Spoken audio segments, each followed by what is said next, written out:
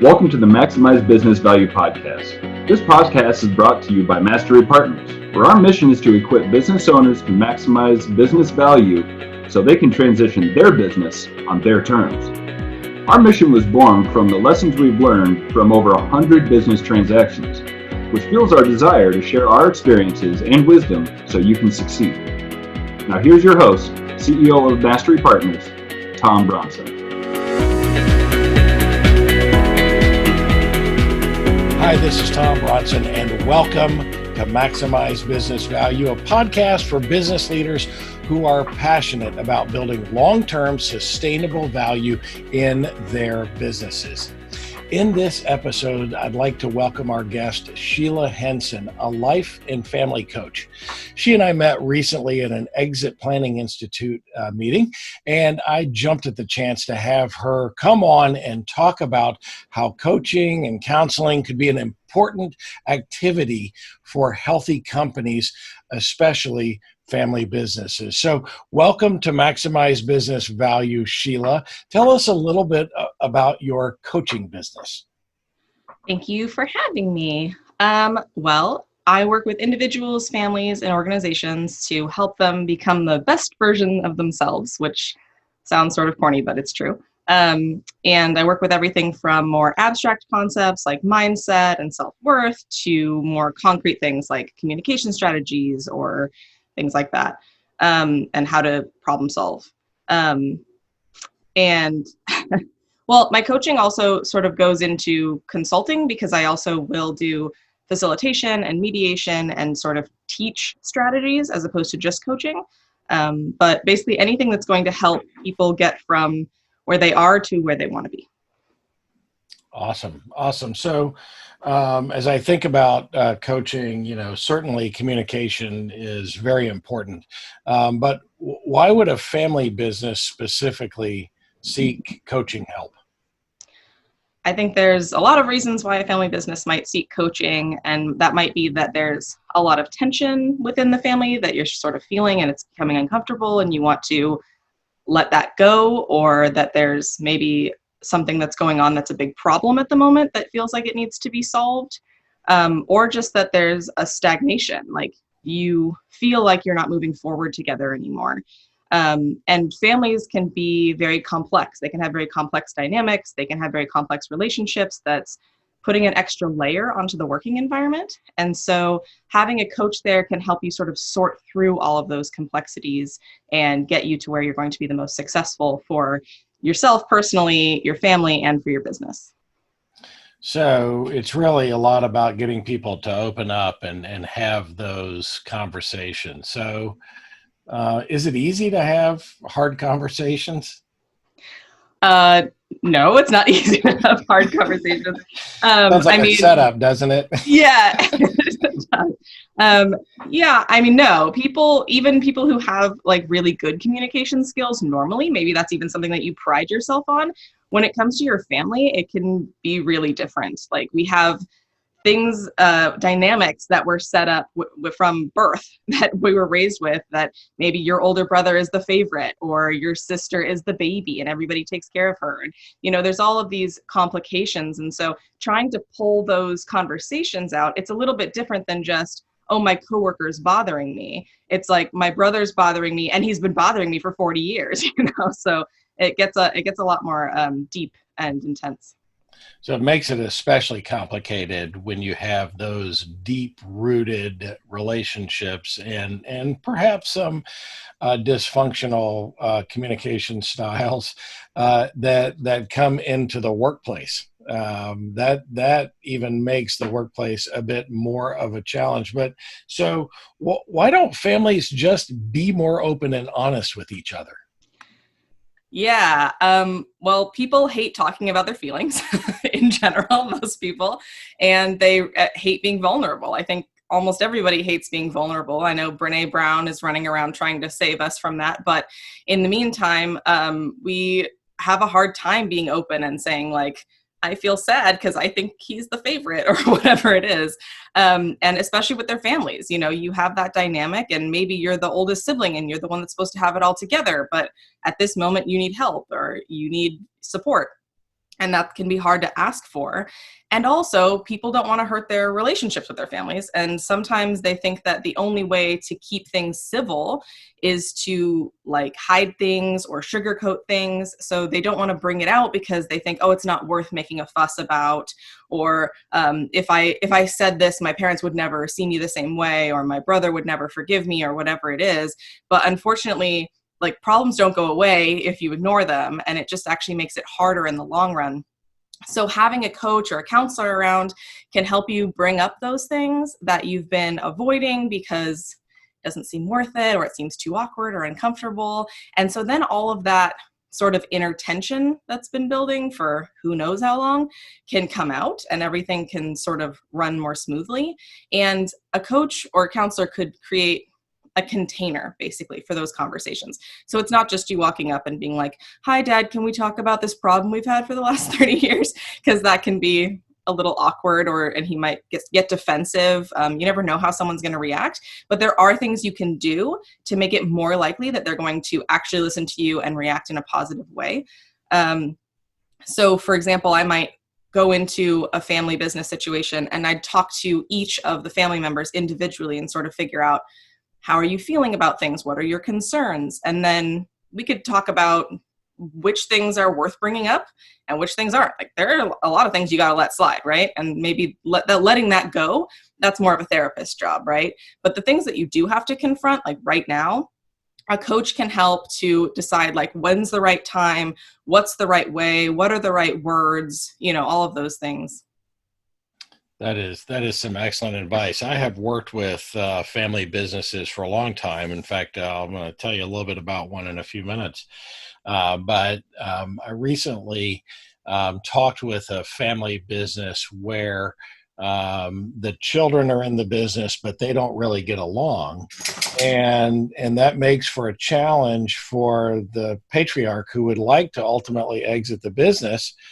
And in the conversations that we've had, I've said, so what happens when you're no longer here? Because that's coming eventually. And he said, well, they promised to get along. Well, do you think that methodology would work? They just promised to get along? What do you think about that, Sheila? No, I definitely don't think that would work, that they would just promise to get along. I mean, people always have the best intentions. People always want to get along. People always want to be reasonable and logical and kind. That's, I mean, most people, but our emotions get in the way of things. And actually a strategy that I think is one of my favorites that's very simple is something Dr. Bruce Perry came up with to deal with children with behavioral issues, which is regulate, relate, reason. And the important thing about that is the order. So before you start having a serious conversation, you need to make sure that the person is regulated so that they're not emotional, they're not angry, they're not hungry, they're not, so checked out or whatever, that they can actually hear you. Because when our emotions are at the forefront, our brains, we don't actually have full access to our brains. And when you're talking to somebody about something serious, you want to have that full access. And that's why we do and say things that we don't mean. That's why you can't just agree to get along, because when you're angry, you don't even have access to parts of your brain that are going to help you make those right choices, right? So you first need to make sure that the person is regulated. So regulate first, right? Which means wait till they're not angry, or feed them, or whatever it is. And then relate. So relating is stopping, thinking about their perspective, where they're coming from, and validating it. And you don't want to be placating people. You want to actually take the time to stop and think about where they're coming from, and then say, hey, I see where you're coming from here. I can see why you feel this way. I can see why you see it this way. Is it like this? And they could say, yes, that is. Great. So now we understand each other. Then you get to do the fun part, which is stating your case. And that's the reason. So if you do it in that order, where you're regulating first, then relating with them, then reasoning, they're going to be a lot more likely to hear what you're going to say and to actually be able to have a productive conversation around it. Man, don't I know it? Boy, Emotion just gets in the way of rational thinking, doesn't it? I wish that through all the years of my life that I had kind of a regulate button that I could push that would bring my emotional level down. I'm a huge fan of culture index. Are you familiar with that testing? I'm not. So in culture index, we aren't going to go into that here, but I am a high emotion person, and so I am driven a lot by emotional things, and so of course we all make decisions based on emotions, and so I wish that I had an emotion button, like an easy button that I could push, that I could regulate. That sounds like a wonderful methodology. So when Karen and I, those of you who know, that's my lovely bride of coming up on 30 years.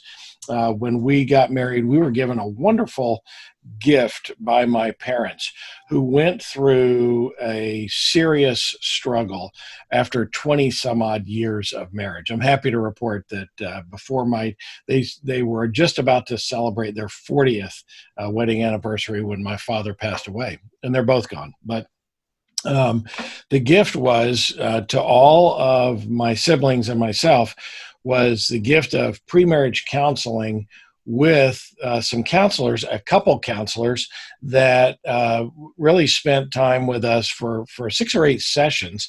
And we were told at the end of that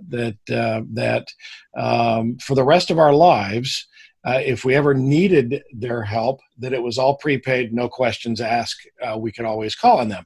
But the thing that struck me the most, that I carry with me to this day, is that they said in a marriage, and I really equate this to all relationships, communication is the thermostat that regulates the relationship, the communication style. Said when things get hot, what do? You go to the thermostat and make an adjustment. When things get too cold, you go to the thermostat and make an adjustment. And you need to do the same thing with your relationships. Certainly it's been wonderful for our marriage. We've had hot times and cold times, right? We keep going back to the thermostat, but that extends also into businesses, not only family business, but in relationships in business. So my question then, Sheila, is how important is it for family members to work together to learn how to effectively communicate? Vital. It's the most important thing, I think, that like any miscommunication with a coworker is going to be a problem, right? Or a partner, it's going to be a problem for a business. But if it's a miscommunication with a family member, it's going to be 10 times as bad, because you're going to take it more personally. You're going to be more likely to hold a grudge. It might start sort of leaking into business decisions that you're making. You might start making decisions out of spite, or like I said, if you're not emotionally regulated, then you're going to be not thinking clearly. And if you're not thinking clearly, you're not making the best decisions for your business. So the family business model makes it just even more important to be communicating at every step of the way. So, it bleeds into everything, those relationship issues. It could bleed over into, Thanksgiving and holiday time. But what do you think about how family issues in a family business might impact the other employees in that business? Yeah, I mean, we know that in a place of business, the culture is very important. We know that people are more productive when they're happy and they're calm and they feel good about where they work. And if you work in a place where the business owners are tense or constantly bickering or, icing each other out, that's going to make everybody feel awkward. That's going to make people maybe feel like they need to choose sides. I mean, depending on the maturity level of your employees, they can start gossiping about you, come up with stories about you. They're going to be, it can become a really toxic environment very quickly, which will impact productivity. It will impact how the business is run. And so everything that the business owners are doing and the way that they communicate with each other, that's a model. That's going to be the template for how the rest of the employees in the business is working. And so you've got to sort your own things out so that everybody else can have that role model, that baseline, that the parents of the business, are setting a good example for the children. That is a great example. So icing each other out. That's what our icing each other out. We're about to take a break, and I will try not to ice you out when we come back after that break. We're talking with Sheila Henson, a life and family coach. Let's take a quick break. Back in 30 seconds. Mastery Partners equips business owners to maximize business value so they can transition on their own terms using our 4-step process. We start with a snapshot of where your business is today. Then, we help you understand where you want to be and design a custom strategy to get you there. Next, you execute that strategy with the help of our amazing resource network. And ultimately, we help you transition your business on your terms. What are you waiting for? More time? More revenue? If you want to maximize your business value, it takes time. Now is the time. Get started today by checking us out at masterypartners.com or email us at info@masterypartners.com to learn more. We're back with Sheila Henson, a life and family coach, and we're talking about the importance of communication in family business and kind of opening those lines of communications, not only in family business, but indeed in all businesses. When I first had a conversation with Sheila, I told her that during this COVID shelter-in-place orders that we received here in Texas back in, I guess it was March or early April, my wife and I binge-watched a show on HBO called Succession. So while it's fictional and it's dramatized for effect, the family is amazingly dysfunctional in every sense of the word, and it literally tears the business and the family not apart, but in too many different directions, and it's dealing with all that struggle. If you want a wonderful example of how not to treat your family members in a business, then go watch Succession. It is wildly entertaining, and I think, Sheila, you watched that as well. You watched a few episodes, right? Yeah, at your recommendation, I got through episode 3 and I was like, oh man, I want to work with these people. They sound fun. Well, yeah, I mean, you get a contract with a business like that, man, you're employed for the rest of your life, no doubt. So awesome. So while we're talking about family businesses, when should a family business really start thinking about seeking coaching? The sooner the better. I mean, like we said, tensions in the family is going to seep into the rest of the business. Like in Succession, right? You can really just fracture the business and the family by just not dealing with things that you should be dealing with. And so you want to make sure that you're bringing up and dealing with all of the issues. You're not just smashing them down or letting them come out in random bursts that might be completely inappropriate or too harsh or whatever.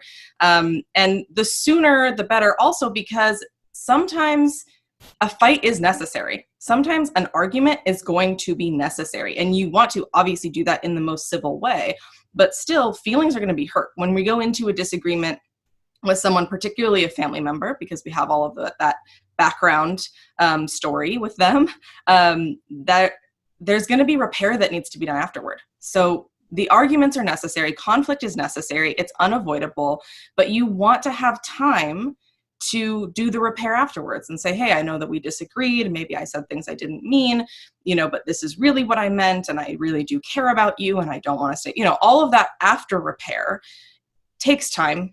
And so you don't want to wait until the last minute when a decision needs to be made right now. And all of a sudden you're bringing up stuff from the past and you're bringing up all these problems that the other person might not have even known about, or you've both been sort of holding on to. And then the decision needs to be made right at this moment. And now you have an urgency. So you're going to be more dysregulated, and you're not going to have that time afterwards to come back to the conversation and say, okay, I know I said this, but actually now I'm ready to listen to you. Or I know I said this, but I thought about it, and what you said actually makes a lot of sense. Let's try again and have this conversation. Like, problem solving is a process, and conflict resolution is a process, and you want to make sure that you have time to do that process. So you want to get a coach or a counselor to work with you when it feels like maybe you don't need it yet. I don't need that yet. This isn't that big of a deal. That's when to do it. Because if you let it fester, then it's going to be too late when you realize that it's really a problem. You know, you bring up two excellent points there. It's just like exit planning. I tell folks it is never too early to start thinking about what your exit strategy is and start planning for it, because then you have a greater chance of success. And it sounds like in the case of communication and family issues, I mean, it's the first time you realize you have a problem. It's probably the first time that you need to engage somebody to help walk through those conversations. I'm kind of paraphrasing what you said. The other thing is that a lot of times in business, and especially I think with the familiarity of family in businesses, we make assumptions that we know what the other person is thinking, and that's not always true, is it? Absolutely. Yes. No, it's definitely usually not true. And that's why a coach or a counselor can be so helpful, because they're going to clear up those assumptions by kind of deep diving into what are your beliefs? What are your beliefs about your brother or sister or parent? What are your beliefs about the business? What are your beliefs about why we're in this business? What are the beliefs about where we're going with this business? And maybe two family members have two completely different ideas about this. And they're not going to talk about it, especially, there are a lot of people who it's just, they were not raised to learn how to just to talk about their thoughts, to talk about their feelings. And then because you feel uncomfortable opening up and talking about these things, that's what happens. You start making assumptions. And then those assumptions build on other assumptions. And then you're looking at what your family member is doing. And with those assumptions in mind, you come up with this whole story about why they're doing that and what they're going to do next. And it has no basis in reality. It can go so far when someone's stepping in and just going, wait, why are you actually doing that? What are you doing? Why? And then just saying that, all of a sudden, all those stories in the back of your mind just disappear, and you can start working with reality. And that's what we want to do. We want to start facing reality and working through it, and giving the people confidence that they can work through it. Because I think sometimes it's really a confidence issue where it's, I don't like conflict. I can't handle that. I can't handle that. Oh no, he can't handle that. She can't handle that. Like, everybody can handle it. We just have to do it in a way that is productive and that is helpful. And sure, there are people that are a lot more difficult, and they have a lot more difficult time handling their emotions and handling sharing and handling conflict. But if you have a professional there, then it's going to be a lot easier, and you can work through those things without just relying on your assumptions. Yeah, I find that to be true. Even when I'm sitting in a room with executives in a business, they tend to be more civil to one another when there's a third party observer. And I'm certain with a coach in the room that is exactly the same dynamic. If you've listened to our podcast before or read any of my blogs or my book, then you know that I grew up in a family business. My parents had a business that ultimately my brother and I took over in 1989. And we were in the tiniest minority of family business owners that really got along well together all the time. Now, it didn't mean we didn't have conflict. Didn't mean that we didn't disagree on things, but we agreed, and I've told this story before, we split the responsibilities in this business that we own together 50-50. I made ridiculous promises and he kept them. Why? Because I was really good at doing this side. I was the face of the business, and my brother, there wasn't anything that I couldn't go out there and promise that he couldn't deliver. Now, many times the conflict for us came when I promised something that I didn't really check with him to make sure that we could deliver on. He always made those good, but it made for some tense moments in our relationship. So beyond that, when we had that conflict, the way we resolved it is when I really felt like I'm in front of a customer or about to make a commitment that I knew was going to challenge our resources, I immediately checked with him before I made that promise. and then he could give me the green light, yes or no. And by the way, it was always yes. He'd say, man, I'm not sure how we're going to do that, but if that's going to be what it is that gets this business, then go get it and I will figure it out. And that having that communication with us just was golden. We sold that business back in 96, and we've been trying to figure out how to work together ever since, because we just had that open relationship and communication. And I recognize that is so rare in family businesses today. It was really a product of growing up in that environment where our parents worked together, and they had to learn how to communicate that way. And that's probably a lot to do with it. We fought like cats and dogs growing up, but learned how to be great business partners later on in life. So why is it so challenging? Because we hear these horror stories all the time about family businesses that are being torn apart and challenges going on, and they don't get along or whatever. Why is it so challenging for families to run businesses together?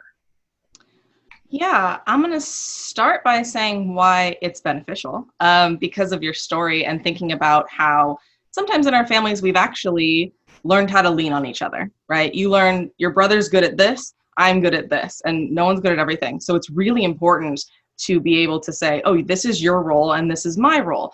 And if you've grown up with a healthy family dynamic, that can be amazing, like it was for you. It can be, you're going to fill in the parts that I might not be the best at, and I'm going to fill in the parts that you're not the best at. And we can use those roles that we grew up with and transfer that into the family business. And then that's going to be amazing.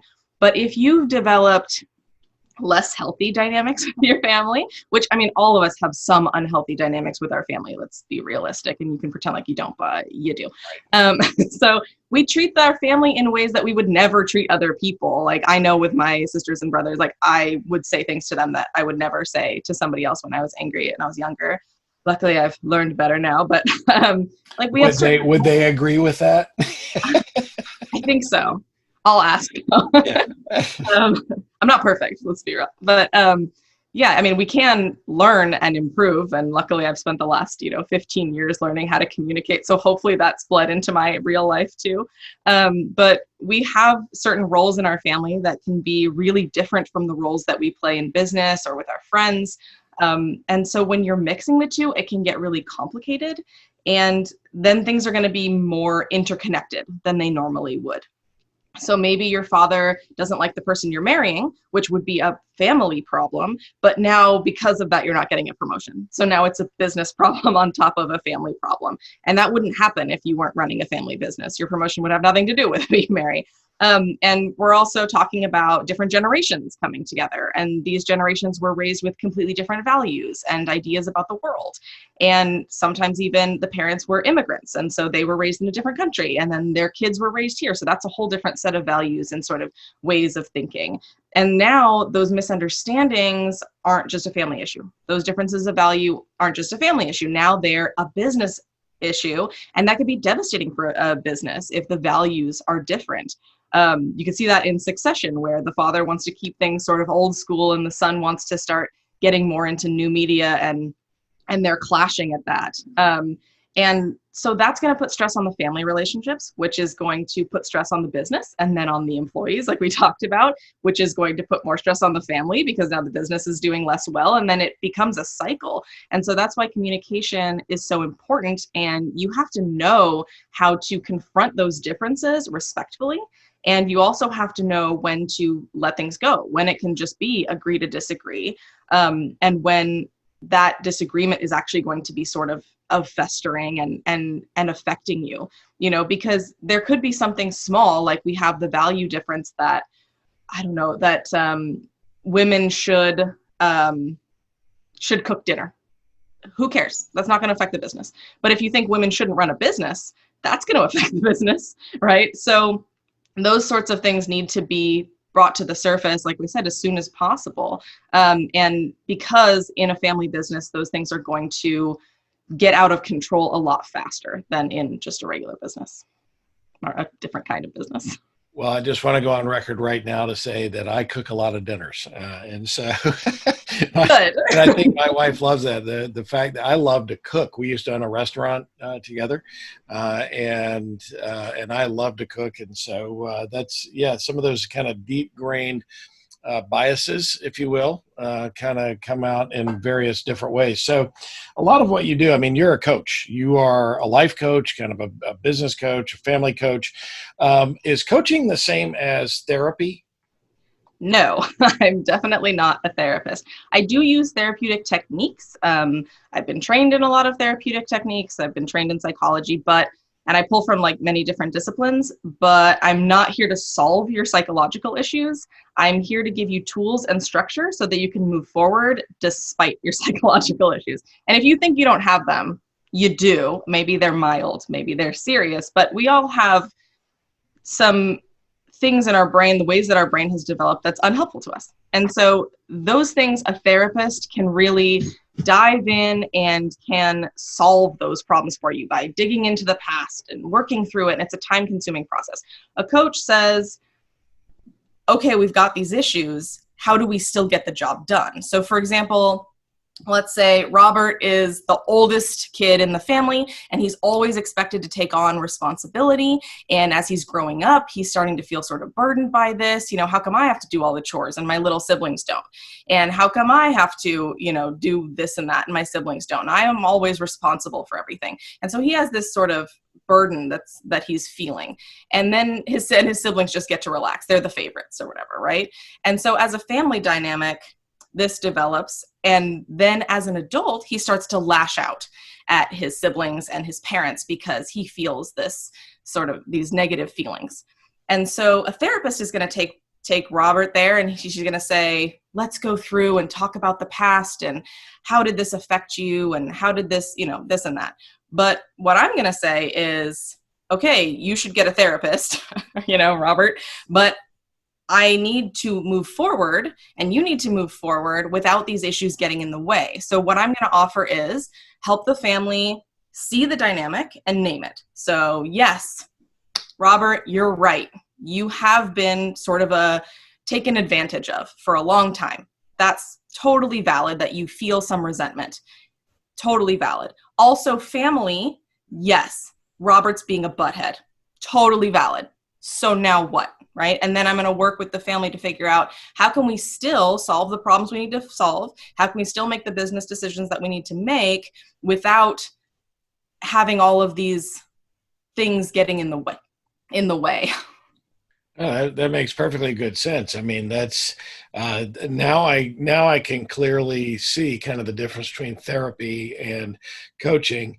Coaching is, all right, we know we have these issues. Let's figure out how to deal and move on. And therapy can be about solving those problems in the past, and that's really not what business coaching is all about. That's awesome. What a great description. And I will say also that I work with therapists a lot as well. So I mean, it's going to work better if the family has a therapist that's working with the family or even an individual, and I will communicate with that therapist. And then the coaching goes a lot smoother too. So I don't think that coaching is an alternative to therapy. I think it works best in tandem, but there are people that are uncomfortable with the idea of therapy and they're not ready for that, or they don't believe in it. And so for them, a coaching is a better alternative because we're going to be a little bit more practical. Well, my siblings and I all understand that my brother was in fact the golden child, and we were abused as a result. We had to serve his whims, and we don't need therapy. We're all fine with that. That's just the way it is. So hey, one last question before we're about to run out of time here. This podcast is about maximizing business value. So in your opinion, Sheila, what is the most important thing you recommend business owners do to build value in their relationships and therefore in their business? Hire me. No, just kidding. Definitely communicate, talk to each other, sign to each other, write to each other, however you need to do it, because anything that you're holding back is going to be affecting the business and affecting you, whether you want to admit it or not. I learned something from my friend Willem Larson, who's an incredible facilitator, that you should have a space in any meeting, not any meeting, but in certain meetings for awkward conversations. So I'm on the board for Rewild Portland, and at every board meeting, we have a spot on the agenda for awkward conversations where we can bring up anything that's sort of been eating at us, which could be something like, I don't agree with that decision that you made, or it could be your natural deodorant is not working as well as you think it is, whatever it is. But creating a space for communication, I think, is going to be the thing that will affect how your communication works the most, which is going to affect how your business runs the most. And so that, I think, is the most important thing. Well, that is a great idea. As I think about, kind of the dynamics in an office setting where, perhaps you're going into the CEO's office and it's a family member and he's in the position of power, you can really change the dynamic of that conversation by moving that conversation to a different venue, even inside the building, right? A conference room that is acceptable, or even the person in power going to the other person's office. That really changes the dynamic. That is some very interesting insight there. And of course, if anybody, our folks who listen, regular listeners to our podcast, know that I always ask a bonus question. When I say this is the last question, it's always a lie. And I'm always going to ask a bonus question. And that is, what personality trait has gotten you into the most trouble through the years? Man, yeah, definitely. I'm silly. I like to laugh. I'm playful. And some people, I don't know, I've been scolded definitely for maybe making a joke when people thought it wasn't the best time, or when there are children around for riling up the children. But I do think that it's actually a benefit, because I think for most people it can help them to be more comfortable, because with my job, I deal with really serious issues, some really dark stuff. And I think that if you can't use humor and silliness, then I think I'd go crazy. So I do get in trouble for that, but I think it's actually a strength. Well, I agree with you. I am a class clown, and as my wife says to both me and our youngest daughter, who's about to go off to college, that we are both kind of see humor in everything, but we always cross the line. And in fact, when we were talking last night, I looked at Emily, and my wife gave us the look like we'd crossed the line, and I looked at Emily and I said, is there a line? She goes, I wasn't aware that there was a line. And so, we both agree that we can go wherever, and that makes other people uncomfortable sometimes. So how can our viewers and listeners get in touch with you, Sheila? This has been a wonderful conversation. How can they get in touch with you? Well, they can check out my very minimalist website. I'm in the middle of a rebrand, but you can message me there or book a free consultation, which is hensoncoaching.com, Henson, like the Muppets. Or they could just email me at hensoncoaching@gmail.com. So, hey, if you're redoing your website, I advise you to go back and listen to our last two podcasts where I talked about the story brand, because it makes it so much easier to kind of articulate that message. So I love those, actually. I thought that those were so good, and I thought it's so true, the idea that your clients or your customers are the heroes of their own story. And that's a big thing with coaching, is that I'm not here to solve your problems. I'm here to help you solve your own problems. And so I thought that was a perfect parallel to that sort of marketing. I thought that was great. Awesome. So thank you, Sheila, for being our guest today. You can find Sheila at her website. Tell me it again. It's hensoncoaching.com. hensoncoaching.com, like Jim Henson, the Muppet creator. That's awesome. hensoncoaching.com. Or if you have trouble finding her, then just reach out to me. I will always be able to connect you.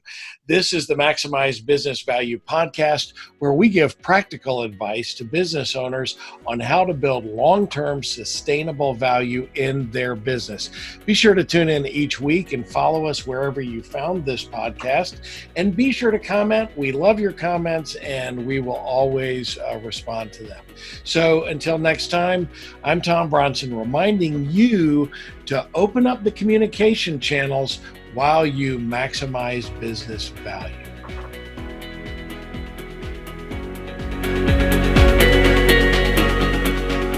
Thank you for tuning in to the Maximize Business Value podcast with Tom Bronson. This podcast is brought to you by Mastery Partners, where our mission is to equip business owners to maximize business value so they can transition on their own terms.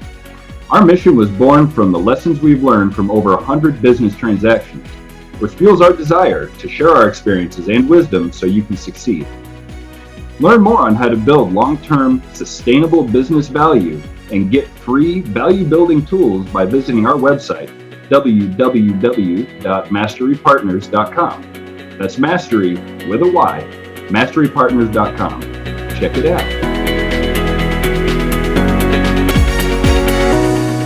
That was perfect. I wouldn't make any changes on that.